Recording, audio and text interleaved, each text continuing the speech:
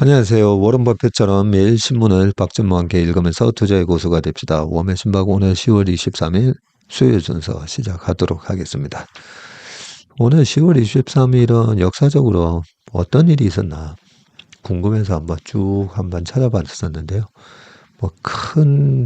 크게 우리가 알 만한 그런 일들은 많지는 않았는데, 우리가 좋아하는 만화 스머프를 연재하기 시작한 날이 10월 23일이다. 이런 것도 있었고요. 제 눈에 들어온 거는 애플의 아이팟. 네. 애플이 스티브 잡스가 다시 애플로 복귀하고 지금의 애플이 있기까지 이 고성장을 하기 위한 턴어라운드가 됐던 제품이 바로 이 아이팟이지 않습니까? 그죠? 이 아이팟이 2004년 언저리로 참 많은 사람들이 이 아이팟을 사기 시작했고, 그때 당시에 우리나라에서도 아이리버, 네, 그런 제품이 있었죠. 네, 그런 제품들이 꽤 유행을 하면서 거의 모든 사람들이, 대부분의 사람들은 이 휴대용 디지털 멀티미디어 플레이어죠. 이걸 사서 음악을 들었던 걸로 기억이 나는데 2001년 10월 23일 날 요 아이팟이 첫 출시됐었다고 합니다. 자, 그러면 일단 어제 댓글 중에 참 좋은 얘기를 또 제가 몰랐던 그런 기술적인 측면에 있어서 제가 몰랐던 얘기를 좀 적어주신 분이 계셔가지고 한번 소개를 해드리겠습니다. 어제 그 삼성하고 인텔의 파운드리 동맹 그 기사가 있었지 않습니까? 그죠? 그런데 자, 이분을 보시면 네, 나구리 님이시네요. 나구리 IAMUNIC. 예, 이 나구리 님이 이 IT 쪽, 특히나 반도체 쪽에 굉장히 조예가 깊으신 것 같습니다. 뭐라고 적으셨냐면요. 쉽게 설명을 드리면 삼성은 인텔이 재진입하기에 격차가 큰 초미세 공정이 있고, 인텔이 지금 재진입하기 힘든 이 초미세 공정 기술을 삼성이 갖고 있다는 거죠. 그리고 인텔은 삼성 파운드리가 경험이 부족한 중공정 패키징 노하우가 있다는 것이라고 합니다. 그렇군요. 문제는 인텔 관련 찌라시는 뭐든 끝까지 가봐야 확실한데, 인텔이 뭐 한다더라, 뭐 할 거다더라 하는 이런 찌라시는 끝까지 가봐야 하는데, 인텔이 먼저 껄떡대던 대부분의 아이템이 좀 망함. 네, 완전히 망함. 그러면서 RDRAM과 옵테인 이런 것들이 있었다고 하고요. 지금 인텔의 파운드리 설비는 팔고 싶으나 막상 팔자니 아깝고 자사 생산 거점 확보가 애매한 계륵 같은 존재라고 합니다. 즉 겔싱어도 이재용처럼 미덕지근한 리더십이 문제인 건데 빅딜이 돼야 한다라고 주장하고 계시고, 그렇지 않고서는 과거 인텔과 마이크론 협력처럼 둘 다 뻘짓만 하게 된다. 삼성 인텔 양사가 과거 독점 경력과 더불어 줄 건 주지 않고 챙길 것만 챙기려다 파토난 깍쟁이 경영의 표본들이라고 합니다. 인텔이 더 급한 건 사실인 듯 먼저 타진했으니, 하지만 두 회사가 과감하게 버릴 건 버리고 취할 건 취하는 빅딜이 없는 한 진전은 없을 것 같다. 이상, 요약, 끝. 이렇게 적어주셨습니다. 그리고 그 바로 밑에다가 추가 코멘트를 해주셨는데, 가장 이쁜 그림은 인텔의 파운드리 사업부를 삼성이 인수해주고 인텔 제품의 생산을 최우선 전담해서 생산해주는 그런 그림.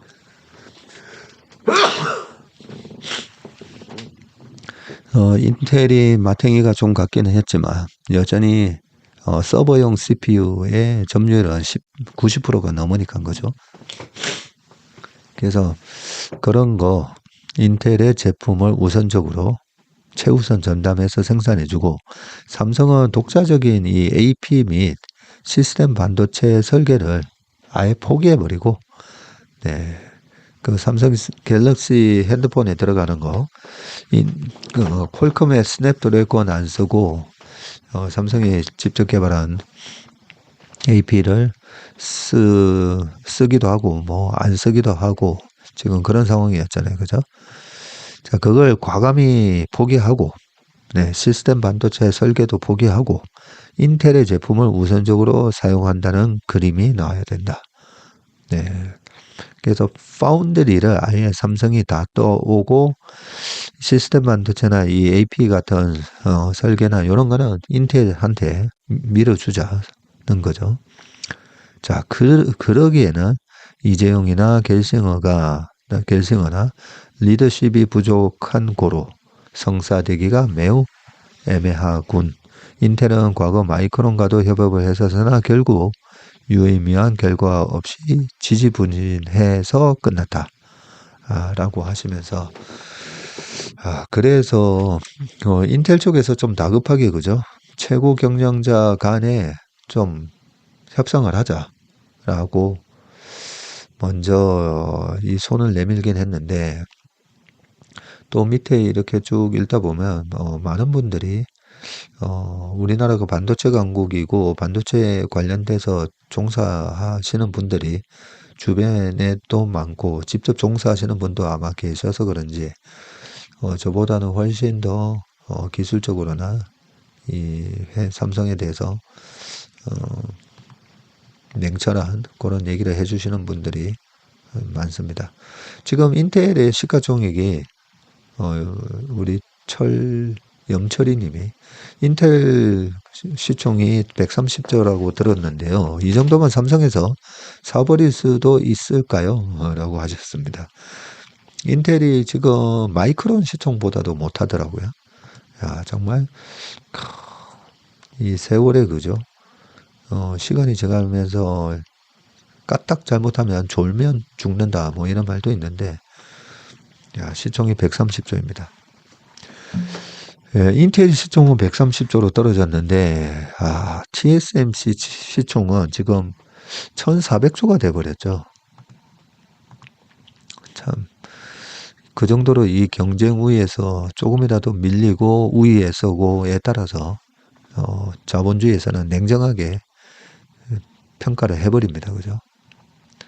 아무튼 이번에 모르겠습니다. 이쁜 그림이 요 그림대로 하는 게 맞는지 어떻는지는 잘 모르겠지만 하여튼 좀 시너지를 날 수 있고 이번 위기를 이런 빅딜을 통해서 좀 극복할 수 있는 그런 좀 딜이 있었으면 좋겠네요. 네, 그러면 이제 기사로 넘어가 보도록 하겠습니다. 이렇게 댓글 달아주시니까 저는 너무 좋습니다.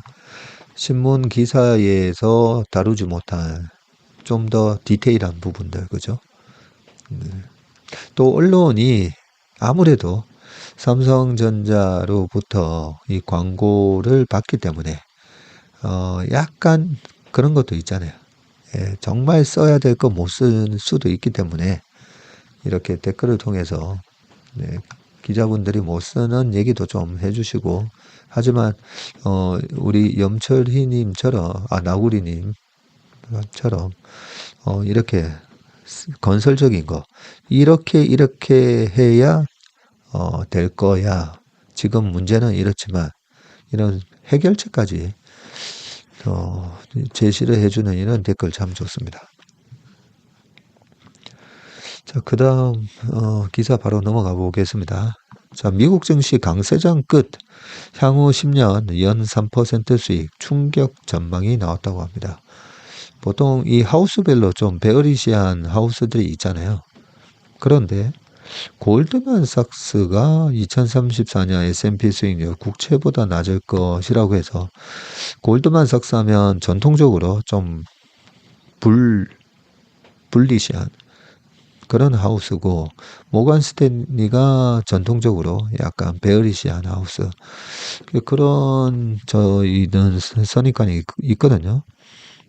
근데 이게 골드만삭스에서 나왔다고 해서 첫 기사로 가져왔습니다. 최근 10년간 평균 두 자릿수 상승률을 기록한 미국 뉴욕 증시의 강세장이 끝났으며 앞으로 10년간은 연간 3% 안팎의 수익률을 내는데 그칠 것이라는 부정적인 전망이 나왔는데 골드만삭스의 주식 전략팀은 뉴욕 증시를 대표하는 S&P 500 지수의 연평균 명목 총 수익률, 배당 재투자까지 포함한 겁니다.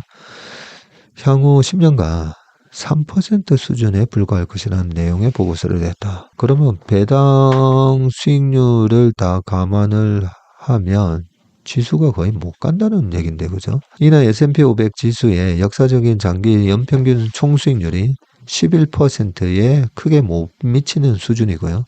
최근 10년간 S&P 500의 연평균 수익률은 최근 10년은 또 13%나 됩니다. 13%로 장기 총수익률 평균치를 웃도는 상승 랠리를 지속했다. 골드만삭스 전략가들은 또 10년 뒤인 2034년 S&P 500 지수의 투자 성과가 미국 국채 수익률은 밑돌 가능성이 72%에나 달한다고 내다봤고요. 인플레이션 수치를 밑돌 확률은 33%라고 분석을 했다. 이는 물가 상승분을 차감한 미국 주식의 실질 수익률이 마이너스를 기록할 확률이 3분의 1에 달한다는 것을 의미하죠. 네. 저는 이 미국 자료나 이 여러 가지 데이터에 관한 얘기를 할 때 이렇게 확률 얘기를 해줘서 되게 좋습니다. 확률적으로.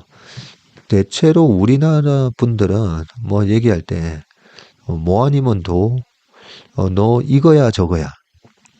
확실하게 얘기해. 이거야 저거야. 약간 이렇게 흑백 논리로 뭐 아니면 도 이런 식인데 사실 그 뭐 아니면 도가 아니라 확률적으로 그죠? 이럴 가능성이 이런 경우에는 몇 %고 이렇게 얘기하는 게 저는 맞다라고 생각하는데 미국 데이터들은 이럴 거야 하는데 그럴 확률은 72%. 그러면 이제 좀 우리가 99% 확률이 아니라 72, 한 3분의 2는 그럴 수 있고 3분의 1은 아닐 수도 있네. 약간 그런 느낌을 주니까 이 확률적으로는 얼마다. 예, 이게 참 중요한 것 같습니다. 최근 10년간 미국 주식 수익률 이렇게 나옵니다. 2016, 17 이렇게 돼 있는데 뭐가 좀 잘못된 것 같네요. 딱 보니까 2017년에 이게 하나씩 밀린 것 같습니다. 제가 보니까 2017년에 플러스가 났거든요. 플러스가 났는데 마이너스가 난 걸로 돼 있고 2018년이 마지막 10월, 11월, 12월 그때 거의 20% 주가가 밀리면서 2018년이 마이너스가 난 걸로 제가 기억을 합니다. 지금 24년, 23년, 22년은 주가가 빠졌고, 그죠? 21년, 20년, 코로나 때 큰 폭으로 올랐고, 네. 이게 또 S&P 500의 주가 상승률은 또 아니네요, 보니까. 2019년도에 S&P 500이 28.8% 올랐거든요. 근데 옆에 오른쪽에 퍼센트랑은 좀 다르다, 그죠? 너무 미국 증시를 부정적으로 보는 요인으로는 소수의 빅테크 종목이 최근 수년간, 잠깐만요. 아예 정확하게 몇 퍼센트 수익이 났는지를 말씀을 드리겠습니다. 2017년도에 19.4% S&P 500이 올랐고 2018년도에 마이너스 6.24%, 네, 그리고 19년에 28.88%, 2022년에 19.95% 마이너스 났었죠. 그러니까 약간 숫자가 조금 이상해 보입니다. 네, 계속 읽어보겠습니다. 향후 미국 증시를 부정적으로 보는 요인으로는 소수의 빅테크 종목이 최근 수년간 상승 랠리를 이끌었다는 점을 꼽았는데 S&P 500 지수는 최근 10년 중 8년간 전 세계에서 가장 높은 수익률을 보였고요. 올해는 23%나 뛰었지만 대형 기술주 상승에 기인한 측면이 있다고 골드만삭스는 짚었습니다. 애플, 엔비디아, 마이크로소프트, 아마존 등 10대 빅테크 기업의 가치가 전체 지수의 36%를 차지하기 때문에 향후 증시 랠리가 이어지더라도 S&P 500 지수는 장기 평균보다 낮은 7% 수준에 머물 것이라는 설명이고 골드만삭스의 데이비드 커스틴 수석 전략가는 상위 10개 종목의 밸류에이션 프리미엄이 지난 2000년 닷컴 버블 당시 정점을 찍은 이후 최대치라면서 투자자들은 향후 10년간 미국 주식 수익률이 성과 확률 분포의 하단에 놓일 것을 대비해야 한다고 경고했다. 또 다른 대형 IB인 JP 모건도 골드만삭스만큼은 아니지만 다소 비관적인 증시 전망을 내놨고요. JP 모건은 지난달 투자 보고서를 통해서 향후 10년간 S&P 500의 연간 수익률이 약 한 6% 수준이 될 것이라고 봤습니다. 대규모 재정 지출과 높은 인플레이션 등이 주식시장 상승의 부담 요인으로 작용할 수 있다고 진단했다. 네. 그동안 10년 동안 우리 코스피가 그냥 옆으로 왔다 갔다 계속 그냥 박스권에 머물러 있는 반면에 S&P 500 같은 경우에 그동안에 10년 동안 연평균 수익률이 아까 몇 퍼센트요? 13%? 네, 이렇게 올랐으니까 참 부럽기도 한데 우리가 주식을 하면서 제일 조심해야 되는 것 중에 하나가 지금의 수익률이 계속 지속될 수 있다. 네, 그런 거 조심해야 됩니다. 최근에 3년, 5년 수익률이 계속 그렇게 나올 수 있다. 하락할 때도 마찬가지예요. 22년도에 그렇게 24% 빠질 때 그 다음 해 23년도에도 또 크게 빠질 거라는 얘기가 많았었지 않습니까? 그죠? 그래서 단기적인 실적이 계속 이어질 거다. 네, 그게 제일 위험하고요. 그러면 뭐 어떻게 해야 되는데? 어떻게 해야 되냐면 밸류에이션 잣대를 그어놓고 야 이거는 좀 너무 심한데 하면 팔아야 됩니다. 제가 요 기사 지금 딱 읽고 느낀 게요. 2020년 코로나 이후에 21년까지 급등을 했었잖아요. 네, 그럴 때도 밸류에이션이 좀 강한 주식들 꽤 많이 팔면서도 21년 하반기 보면 그때 우리나라 시장 빠지면서 미국 시장만 계속 올라가니까 미국 주식 뭐 예찬론이 뭐 대단했었지 않습니까? 그죠? 근데 22년도에 뭐 메타 70%, 넷플릭스 한 78%, 그리고 엔비디아도 70%, 꽤 많이 빠졌어요, 주가가. 그때 뭐 좋아했던, 지금 최근에 많이 올라가는 팔란티어 같은 거 있잖아요. 팔란티어 80% 빠지고. 예, 그랬기 때문에 우리가, 미국 주식은 계속 갈 거야. 예, 그렇게 생각하는 것도 사실 굉장히 위험한 발상입니다. 위험한. 그래서, 제가 지금 드는 생각은요. 그래? 그렇다면 이 빅테크 기업들에 대한 이 밸류에이션이 너무 팍팍해서 그런 거거든요. 그렇다면 트레이딩 하면 됩니다. 트레이딩. 근데 이 트레이딩이 오늘 사고 내일 팔고 이 트레이딩을 얘기하는 게 아니라 이렇게 비싸기 때문에 계속 분할해서 팔다 보면 미국 주식은 이 성질 급한 사람들이 하시면 안 됩니다. 오히려 느긋한 사람들이 주식하기가 훨씬 편한 시장이죠. 느긋하게 조금씩 이거 과한데 해도 한 6개월 나눠서 팔다 보면 나중에 빠지죠. 나중에. 그래서 약간 분할 매도 또 분할 매수 그 트레이딩 영역으로 앞으로 10년 동안은 투자를 하면 그래도 연평균 3%에서 6%는 오른다고 돼 있잖아요. 3에서 6% 결국 그래도 우상향을 한다는 얘기입니다. 우상향을 한데 중간중간에 변동성이 크겠구나.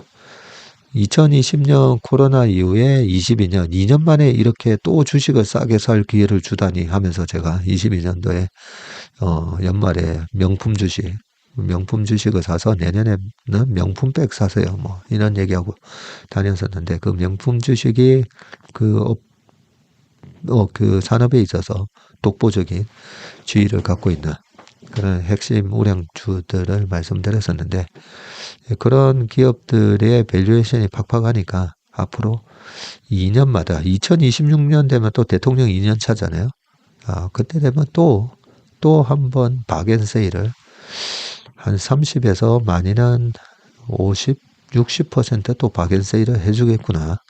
예, 저는 그렇게 이 기사를 보면서 결론을 내리고 넘어가겠습니다. 제 마음속의 결론입니다. 중국 파운드리 대장 SMIC 부양책 효과 주가 2배 시총 150조 원 누납 인텔 추월했네요. 그러면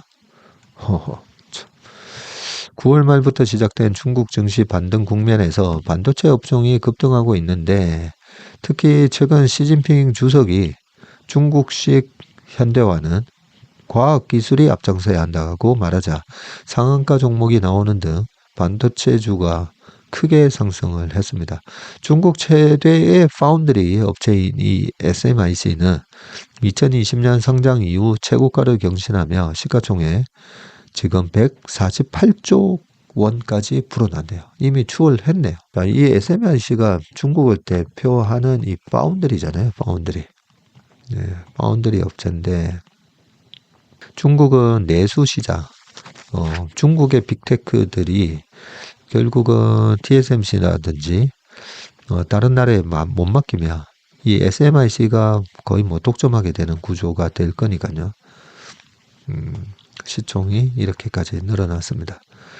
자, 올 들어 하락을 지속하던 중국 증시가 지난 9월 24일 판궁성 인민은행 총재의 지준율 인하 등 경기 부양책 발표로 반등을 이어가는 가운데 시장은 반도체 업종이 선도하고 있습니다. 반도체 대장주인 SMIC 그리고 캠브리콘 테크놀로지는 지난달 24일 이후 상승률이 100%를 훌쩍 넘었습니다. 9월 달부터 우리나라 반도체가 특히 삼성이 많이 빠졌는데 그죠? 야, 삼성전자 주가가 만약에 8만 원에서 100% 올랐으면 16만 원. 꿈 같은 얘기인데 그죠? 일단 삼성전자 최근에 주가 하락에 요 SMIC 부분도 어느 정도 기여를 하긴 했죠. 조금 더 읽어보겠습니다. 중국 최대 파운드리 업체인 SMIC는 이번 상승장에서 약 125% 상승하면서 시가총액이 7,659억 위안에 달했고요. 2020년 7월 상하이 코창판에 상장한 지도 2020년 7월이네요. 불과 4년 만에 상장 당일 기록한 95위안을 꾸준히 밑돌며 최저가 36위안까지 하락을 했었는데 21일 97.48위안으로 마감하면서 이제 상장 당시 시총을 넘어선 거네요. SMIC는 올해 1분기 글로벌 파운드리 시장에서 점유율 5.7%로 처음 대만 UMC를 제치고 3위를 차지했고요. 2분기에도 3위를 지키면서 중국의 반도체 자립 목표 달성을 위한 핵심적인 역할을 맡고 있습니다. 지난해 8월 말 화웨이의 화려한 복귀를 알린 5G 지난해 8월입니다. 5G 이 플래그십 폰인 이 메이트 60 프로에 탑재된 AP 기린 9000S도 SMIC에서 생산됐다고 했죠. 그때 뭐 7나노 기술로 개발했다 이렇게 했는데 화웨이는 2020년 2분기 삼성을 꺾고 글로벌 스마트폰 시장 1위를 차지했고요. 그래요? 2020년 2분기 미국 제재로 대만 TSMC에서 AP를 생산할 수 없게 되자 스마트폰 스마트폰 사업이 내리막길을 걸은 바가 있죠. 그랬다가 작년에 화려하게 부활했습니다. 거기다가 중국의 애국 소비까지 겹치면서 이번에 올림픽 때도 중국의 그 남자 선수가 수영 선수가 아니라 육상 선수였나요? 거기서 아이폰을 이번에 금메달을 따서 부모님께 아이폰을 사드리겠다. 뭐 그렇게 얘기했다가 여론의 문매를 또 맞았죠. 화웨이 사야 되는 거 아니야 하면서 SMIC 주가고요. 이번에 급등을 했습니다. 자, 올 들어 화웨이는 올해 1, 2분기 연속 글로벌 폴더블 폰 시장에서 삼성전자를 제끼고 1위를 또 차지했고요. 이 부분도 전자의 주가에 시총을 어느 부분 뺏어갔죠. 화웨이의 이 플래그십 스마트폰에 탑재되는 AP는 모두 SMIC에서 생산이 됩니다. 중국 시총 1위 반도체 기업인 SMIC에 이어서 시총 2위에서 5위를 차지한 하이곤 정보기술, 나우라 테크놀로지, 캠브리콘 테크놀로지, 그리고 윌 세미컨덕터의 주가도 급등을 했다고 하고요. CPU 설계 분야의 중국 선두 기업으로 중국 내에서 인텔, AMD와 경쟁하는 하이곤 정보기술의 시가총액은 20일 종가 기준으로 약 57조로 불어났네요. 중국 최대 반도체 장비 업체로 중국의 어플라이드 머티리얼즈라고 불리는 나우라 테크놀로지 시총은 약 40조가 됐다고 합니다.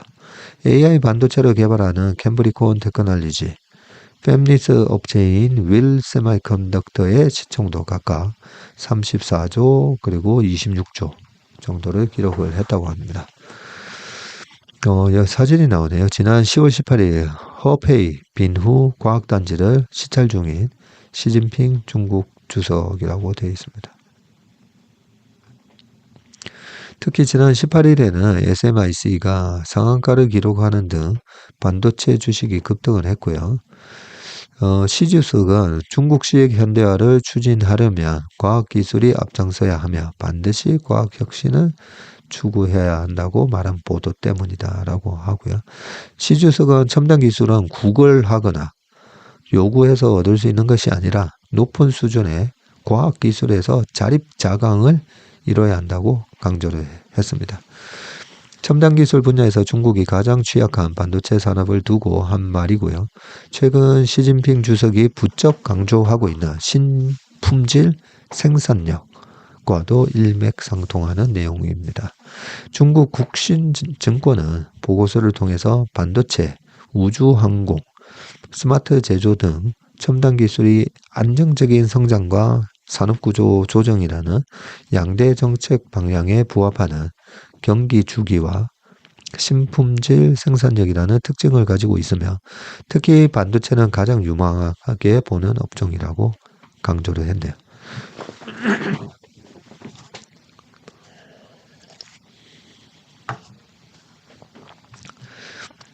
중국의 반도체 굴기, 중국의 이 테크 굴기가 참 걱정스럽네요, 정말. 네. 자, 트래킹 주식이라고 이병건 DB금융투자 리서치 센터장님이시네요. 네. 무슨 말씀을 하셨는지 한번 보겠습니다. 2014년 금융위원회가 발표한 주식시장 발전 방안에 2014년 그때 주식시장이 되게 지지부진했죠. 그때도 하이닉스가 잘 나갔고요. 삼성전자가 2014년에 좀 부진했습니다. 아무래도 전자가 부진하다 보니까 시장도 지지부진했고 지금처럼 딱 박스권에 갇혀가지고 미국의 빅테크 기업들은 막 날아가는데 2014년도에 하이닉스 정도 올라가면서 그때 반도체 시황이 상당히 좋을 때였거든요. 그때 DDR3에서 DDR4로 넘어가고 HBM을 하이닉스가 세계 최초로 13년에 개발했고 그러면서 13, 14, 15년 3년 연속 삼성전자 주가가 딱 지금처럼 지지부진합니다. 자, 그때 금융위원회가 주식시장 발전 방안에 그런 발표를 했었나 보군요. 자, 트래킹 주식이란 상장기업의 우량사업부나 자회사 실적에 따라 이익배당 청구권과 잔여재산 분배 청구권이 정해지는 주식이다. 말이 좀 어렵다, 그죠? 트래킹 주식이란 상장기업의 우량사업부나 자회사 실적에 따라, 그러니까 실적에 따라 이익배당 청구권과 잔여재산 분배 청구권이 정해지는 주식이다. 미국 등이 도입한 제도인데 실적이 좋은 사업부나 자회사만 분리해서 상장해서 더 많은 배당금으로 투자자를 유인해 자금을 조달할 수 있는 방안으로 거론이 됐다고 합니다. 당시 금융위는 트래킹 주식이 기업 자금 조달에 유용한 것으로 평가가 되나 국내 발행 실적은 없고 명문 규정이 없어서 법적 근거가 불확실하다면서 도입을 우선 검토하겠다는 입장이었다고 합니다. 2014년 11월 26일 금융위의 주식시장 발전 방향을 참고하셨다고 하고요. 14년, 트래킹 주식은 그 이전 주로 M&A 수단과 혹은 주요 경쟁진에게 더 많은 스탁 옵션을 제공하기 위한 방법이었는데 닷컴 버블 시기에 크게 성행했다고 합니다. 기존 대형 회사들이 닷컴 버블을 맞아 고성장하는 사업부를 트래킹 주식으로 상장해서 자금을 조달하려고 했고요. 트래킹 주식을 상장한 대표적 회사들이 월트 디즈니나 AT&T, 스프린트라는 점이 이러한 당시 상황을 잘 보여준다.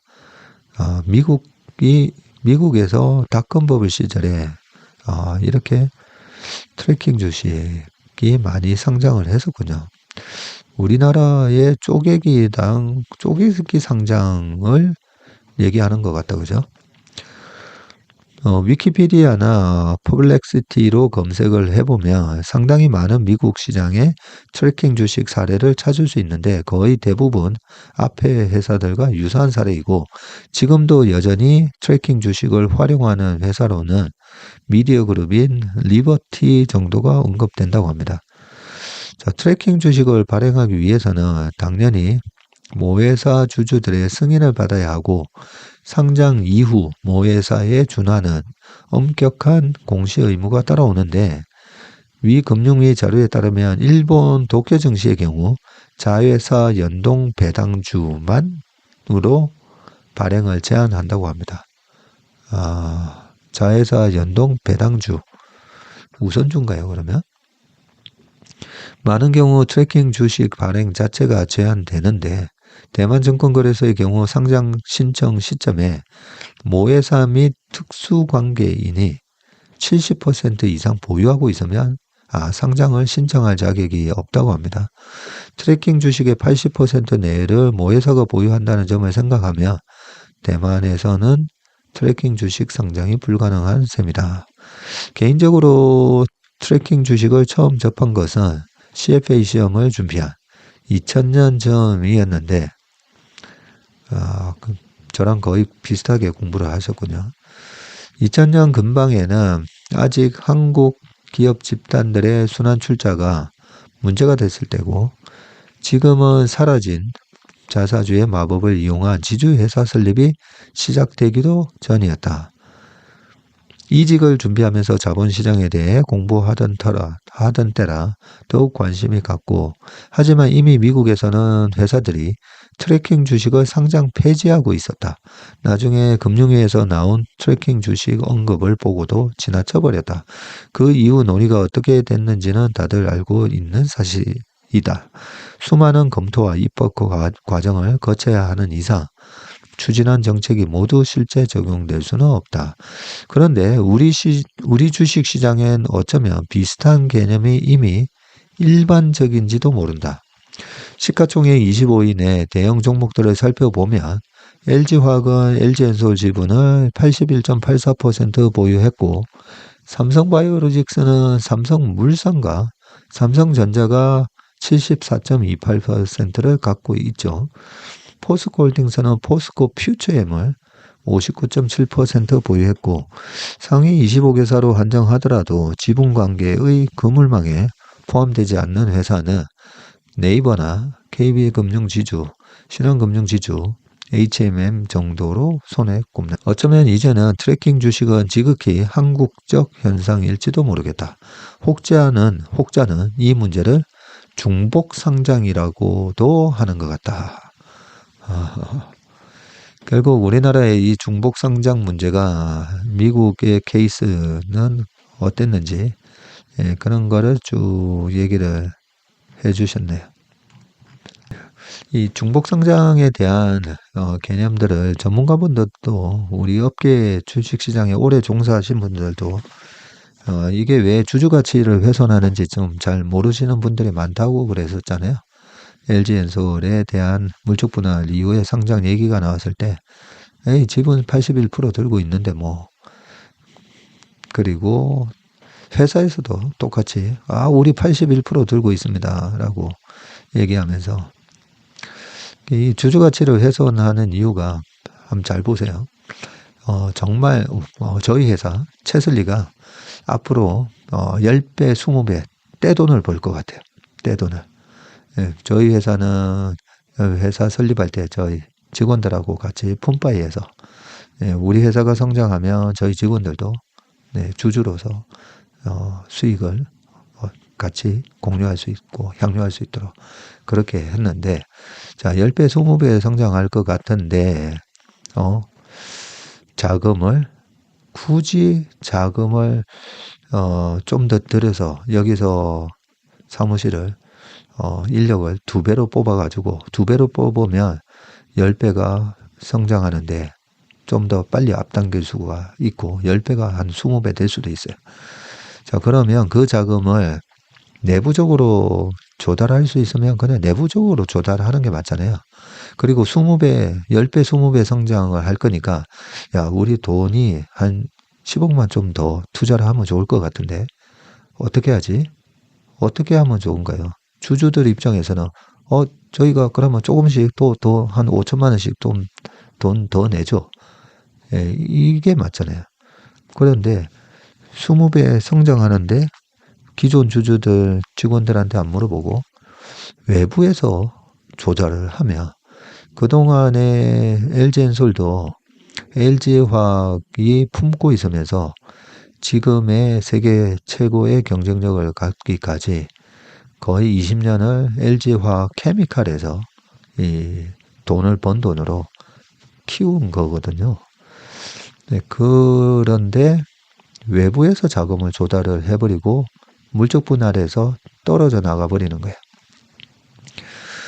여러 가지로 기존의 주주 가치도 훼손할 뿐만 아니라 아니 우리가 100% 들고 있어야지 왜 다른 사람한테 여기 보면 81.84니까 18.16을 다른 사람 주는 거잖아요.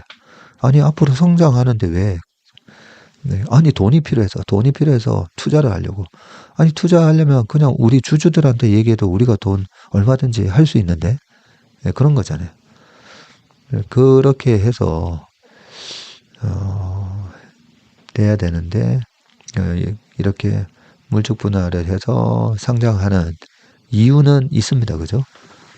그 이유는 뭐 다들 아시는 이유니까 더 이상 얘기는 하지는 않겠습니다. 자, 요런 문제가 아무튼 미국도 그렇게 했다가 이제 다 없어진 것처럼 중복 상장 문제라든지 이런 부분에 있어서는 이사진들이 그런 결정을 할 때 주주에 대한 가치가 훼손되는지 안 되는지 잘 판단을 해주시면 좋을 것 같습니다. 자, 그 다음 기사 보겠습니다. 보잉 인텔 위기는 미국의 비상사태 생태계를 살려라 라고 되어 있는데 우리가 저 회사는 정말 독점적인 지위를 유지하고 있는 것 같은데 잘못된 회사이잖아요. 잘못된 회사에 대한 공부도 많이 하셔야 됩니다. 결국 주식 투자도 뭐 스포츠도 마찬가지지만 열심히 축구에서 3점 내면 뭐합니까? 5골 먹으면 안 되잖아요. 그래서 우리가 투자를 할 때 실패 사례를 공부를 많이 하셔야 됩니다. 한번 읽어보겠습니다. 미국을 대표하는 제조업체인 보잉과 인텔이 창사 이래 세계 최대 위기를 맞고 있고요. 인텔은 반도체 경쟁에서 뒤처지면서 지금 인수 대상으로 전락을 했고, 보잉은 잇따른 안정성 문제와 납품 지연으로 경영 위기에 빠졌다. 최고의 기술력으로 세계 시장을 호령하다 미국 제조업의 위기를 보여준다는 지적이다. 월스트리트 저널은 보잉과 인텔의 위기는 국가적 비상사태라는 제목의 칼럼을 통해서 미국이 군사력뿐만 아니라 경제력과 기술력으로 중국과 지정학적 경쟁을 벌이는 상황에서 미국을 대표하는 전력 제조업체들의 몰락은 미국의 잠재적 재앙이 될 수 있다고 지적을 했고요. 사실 두 회사는 위기를 자초한 면이 큰데요. 세계적인 제조업체로서 기술적 우위를 추구하기보다 재무 성과를 우선시해서다. 삼성에 관한 여러 가지 비판 중에도 요 얘기가 많죠. 기술적 우위를 추구해야 되는데 너무 재무 성과를 우선시한다. 요 얘기도 있습니다. 기술 혁신을 위한 R&D에 투자하기보다 눈앞에 이익을 쫓는 데 바빴다. 세계 PC 반도체 시장을 호령했던 인텔은 애플의 첫 아이폰에 반도체를 공급하는 게 충분한 이익이 나지 않는다고 판단해서 기회를 놓쳤고, 이후에도 최신 기술 도입을 미루면서 AI 붐에 올라타지 못했다. 최근 인텔은 퀄컴에 매각될 수 있다는 소식이 나올 정도로 위상이 추락한 상태이고, 보잉 역시 잇따른 추락 사고와 기체 결함, 납품 지연으로 세계 항공업계의 골칫덩이로 전락을 했다. 원가 절감을 위해 핵심 부품까지 외주를 맡기고 숙련 엔지니어들을 대거 회고한 게 원인으로 꼽힌다. 또 737 맥스를 개발할 때 737을 완전히 재설계해야 했지만 소프트웨어 업그레이드와 엔진 교체로 해결하려 했다. 이는 737 맥스의 치명적인 추락사고로 이어졌다. 결과적으로 두 회사는 최악의 위기에 빠졌고요. 주가도 곤두박질 쳤고 지금 두 회사 모두 주가 반토막이 나 있습니다. 그러나 월스트리트 저널은 이 상황을 단순히 주주들의 고민거리로 치부할 수는 없다고 했고요. 엔비디아, MS, 애플과 같은 미국 기술 공룡들의 소프트웨어와 기기에 꼭 필요한 게 첨단 반도체이기 때문이고요. 현재 이들 기업은 첨단 반도체 제조를 대만 TSMC에 대부분 의지하고 있지만 중국의 대만 침공 가능성을 고려하면 미국 기술이 향후 중국에 의해 좌우될 위험이 있다는 게 월스트리트 저널의 지적입니다. TSMC와 경쟁 가능한 미국 반도체 제조업체는 인텔뿐이기 때문입니다. 세계 양대의 항공사인 보잉 경우도 미국 내에서 대체할 기업이 전무하고요. 이대로라면 세계 항공기 시장은 보잉의 경쟁사인 유럽의 에어버스에 넘어가거나 중국이 키우는 국영 항공기 제조사 중국 상용 항공기 코맥이 빈틈을 파고들 가능성이 크다. 전 세계적으로 유럽의 에어버스하고 보잉하고 이렇게 나눠먹는 듀오폴리 시장이었었는데, 그죠? 두 회사가 과점을 하나, 독점을 하나. 이 듀오폴리에서 이 중국의 또 이 코맥이라는 항공기 회사가 또 국영 회사네. 커지고 있습니다. 인텔이나 보잉 중 하나라도 미국에서 사라진다면 업계 전반에 파장을 미칠 것이라고 하고요. 특히 관련 생태계가 한번 해외로 나가면 다시 돌아오는 것은 거의 불가능하다고 강조했고요. 때문에 국가 차원에서 항공기와 반도체 제조 노하우를 지킬 수 있도록 지원하는 노력이 필요하다고 촉구했습니다. 월스트리트 저널은 아울러 제조업에 대한 정부 차원의 지원은 단순히 일자리를 늘리는 데 초점을 맞추는 게 아니라 세계 최고의 기업들이 미국 땅에 뿌리 내리고 관련 산업을 폭넓게 육성하고 미국 기업들의 수준을 함께 끌어올릴 수 있는 환경을 조성하는 데 초점을 맞춰야 한다고 조언했고요. TSMC와 삼성 등의 미국 공장 설립을 유도하고 동시에 인텔, 글로벌 파운드리, 마이크론 등 미국 기업도 함께 지원하는 반도체법을 좋은 예로 거론했다고 합니다. 월스트리트저널은 대선을 앞두고 후보들이 하나같이 일본 제철의 US 스틸 인수를 반대하고 있지만 되레 일본 제철의 막강한 자금력과 전문적 기술이 미국의 철강 산업을 더 튼튼하게 만들 수 있다고도 봤고요. 1980년대 초 토요타의 미국 공장 설립 역시 미국 자동차 업계가 토요타의 효율적인 제조 및 품질 개선 시스템을 배우는 계기가 됐다는 설명이다. 2010년 테슬라는 토요타 공장 한 곳을 인수하면서 토요타의 운영 인력과 노하우까지 받아들일 수 있었다. 네.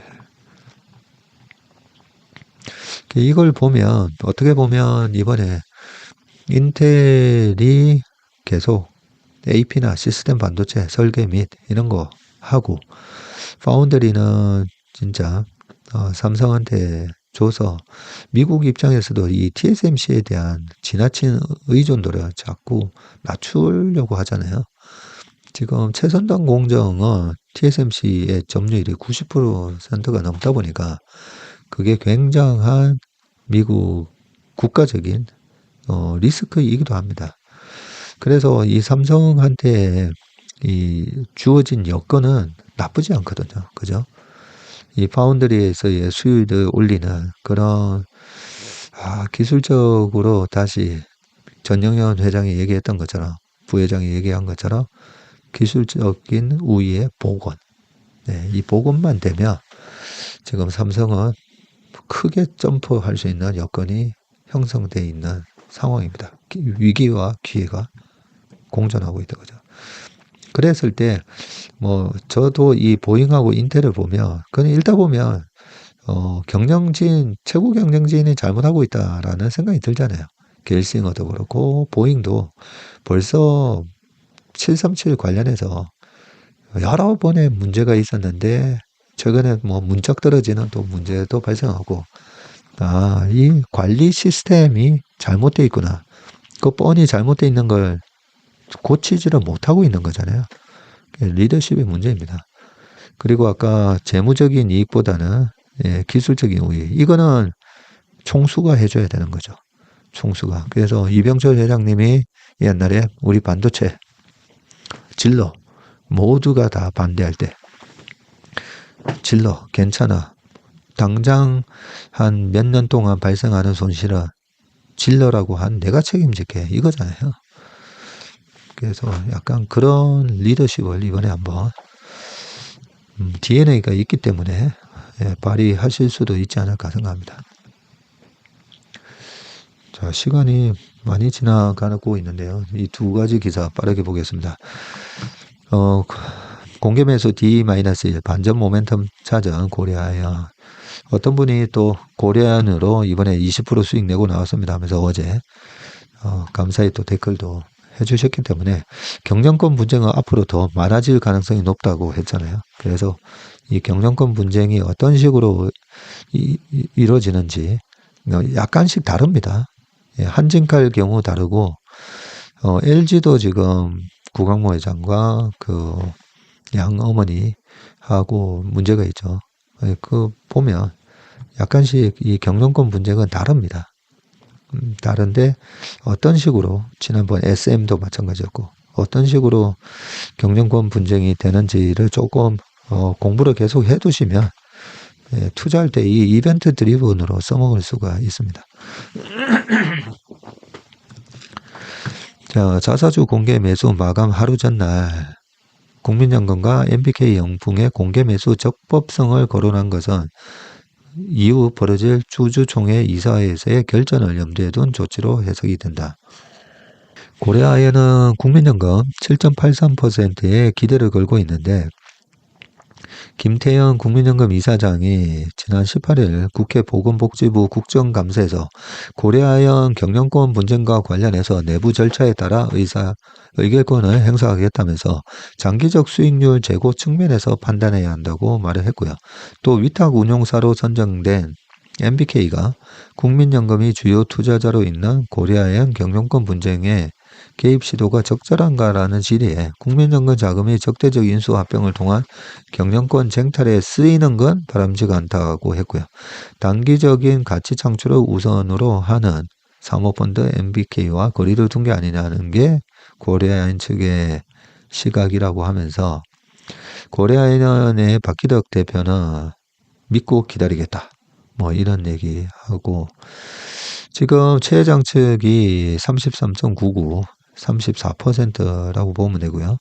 MBK 쪽이 이미 38.47%이기 때문에 고려아연 측에서는 국민연금에 도움이 절실하다라고 되어 있고 고려아연 관계자는 국민연금은 국민이 조성한 돈을 운용한다. 국민의 일자리가 사라질 수 있고 그 기술이 해외로 나갈 수 있다면 그 투자가 옳은지 가치 평가를 하게 될 것이다. 뭐 이런 얘기를 했고요. 박 사장은 올해 초 정기 추중에서 모두 우리 안건에 동의해 줬기 때문에 그때와 변함없을 것이라고 믿고 있다. 요거는 현대차, LG, 한화 등에 대한 우호 세력에 대한 부분을 얘기한 겁니다. 여기에 그치지 않고 고려아연이 MBK 영풍이 공개 매수를 통해 획득한 지분 5.34%의 문제를 제기를 했다. 뭐 등등 쭉 있고요. 23일 고려아연의 자사주 공개 매수 결과를 보고 오늘이다 그죠? 고려아연 주식 장내 매수라든지 임시 주총 소집 그리고 뭐 여러 가지 또 추가적으로 지금 싸울 거리가 남아 있습니다. MBK 관계자는 법원의 가처분 신청 기각은 자기 주식 공개 매수가 배임 행위에 해당하는 것이라고 명백히 증명되지 않았다는 것이지 위법성이 없다는 판단은 아니라면서 위법성은 가처분이 아닌 본안 소송을 통해 가려져야 한다고 했고요. 최 회장은 이그니오 투자, SM엔터테인먼트 시세 조정 관여 의혹 등에 대해 사실을 밝혀야 할 것이라고 했습니다. 네.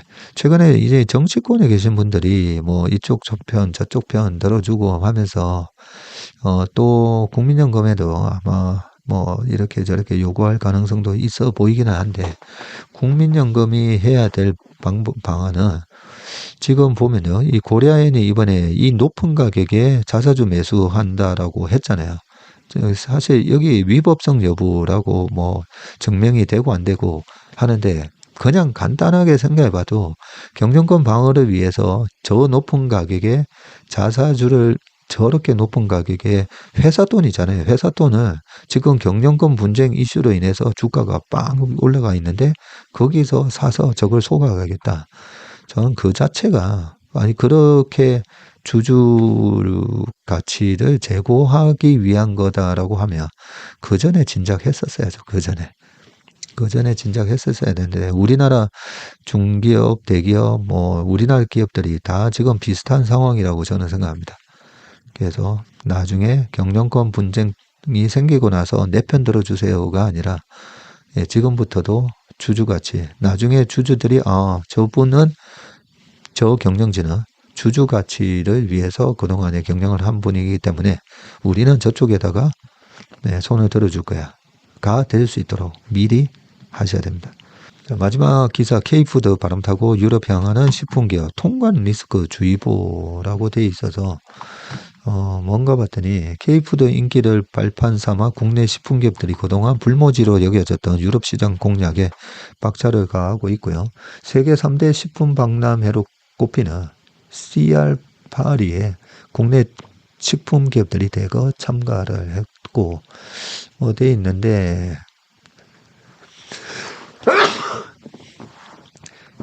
이 CR8는 전 세계 식품 산업의 트렌드를 살필 수 있는 중요한 행사이자 자사제품을 유럽의 주요 바이어들과 연결하는 또 기회라고 합니다.